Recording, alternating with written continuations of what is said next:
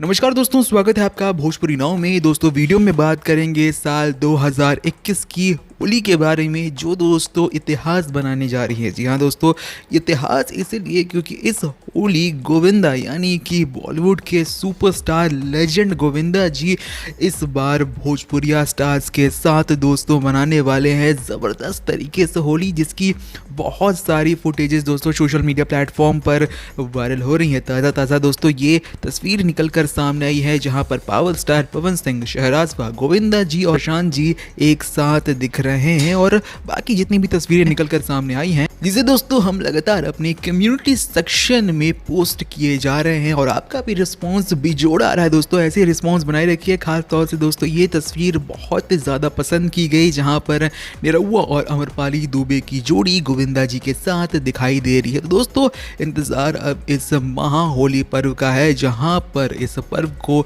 धमाके से भरने के लिए, एंटरटेनमेंट से भरपूर और एक तरीके से होली के रंग में रंगने के लिए गोविंदा आ रहे हैं भोजपुरी सितारों के साथ ठुमके लगाने और इस होली को एक यादगार होली बनाने। दोस्तों इतिहास रचने वाला है गोविंदा के इस एंट्री से।